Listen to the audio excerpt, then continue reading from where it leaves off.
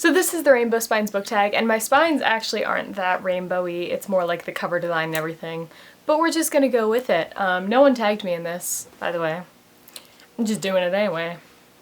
The first one is Inkheart, and I must have reread this and not finished a reread. But anyway, this is Inkheart, and I have the hardback version as well, but it was in another room and I was lazy. And I think everyone has read Inkheart, and if you haven't read Inkheart, it's so beautiful. It's a story of a girl who loves books and loves reading, but her father, and she got that love from her father, but her father never read aloud to her, and she discovers why in the book. And it's fantasy, another world. Every book lover is going to love Inkheart, and so when I thought of red books, this is the first one I thought of because it has such a special place in my heart. For orange, I have Wanderlust, A Love Affair with Five Continents by Elizabeth Eves. This is probably my favorite travel memoir, whatever, probably.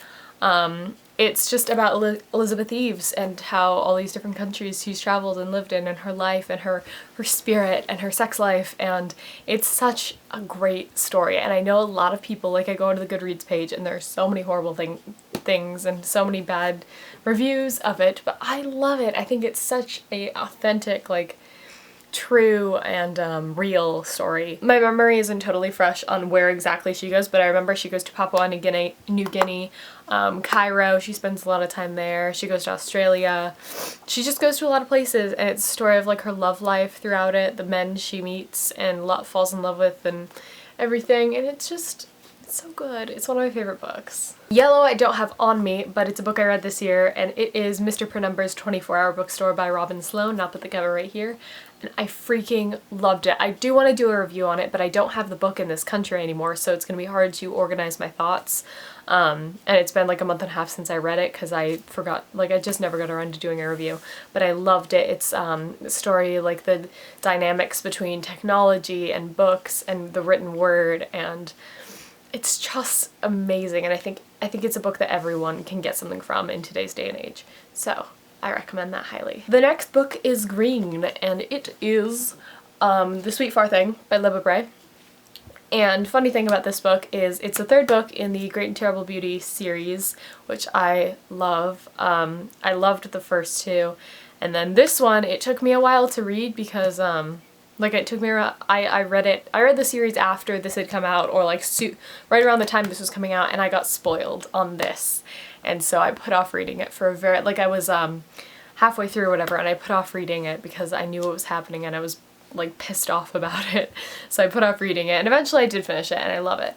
But I've never really talked about this series on my YouTube channel, but I really think it's lovely. I think it's such a cool series. I don't remember a lot about it because it's been, let's see, when did this come out? It's been since like 2007 since I read it.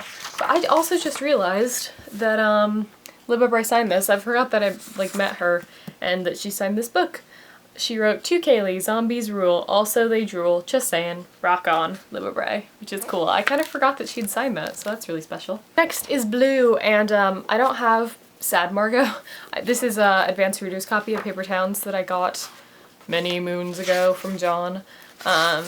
Which is also signed. Wow. Cool. It's signed by...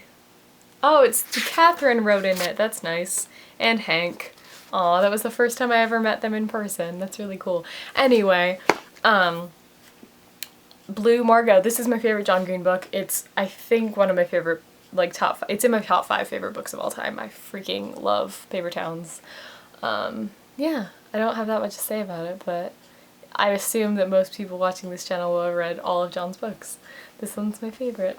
Yep, I think it's fantastic, and Margot's incredible. Next is Indigo, and this is like kind of indigo. I don't really have any indigo books, but this is Girl at Sea by Maureen Johnson, and I think that this is one of Maureen's most underrated books. It is light, but it takes place on like a boat in Greece, and it's one of those books when you read it, you just want to be there. I don't know, I just remember really loving this, and I haven't read it in a long time, but I think it's fantastic, and I definitely think a lot of people have never read it, even if they've read other Maureen books, so check this one out if you haven't before.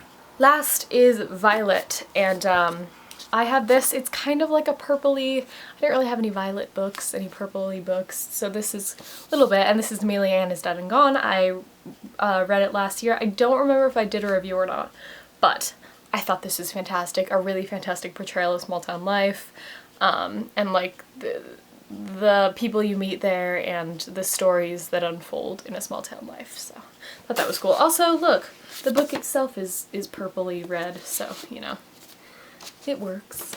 I also wanted to throw in a fun one, and that is multicolored. And I was like, and at first I was like, oh, I'll throw in multicolored, that'd be fun, and I couldn't find any multicolored books.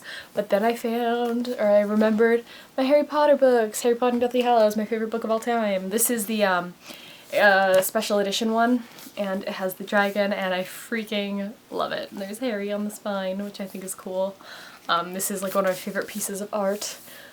I just love Murray Grand Prix. I can't speak. And also, this is the UK edition, or the, I guess, British edition. Yeah. I got this in Canada on the day of its release. And that is all. I will see you guys in my next video, which should be a review. Bye.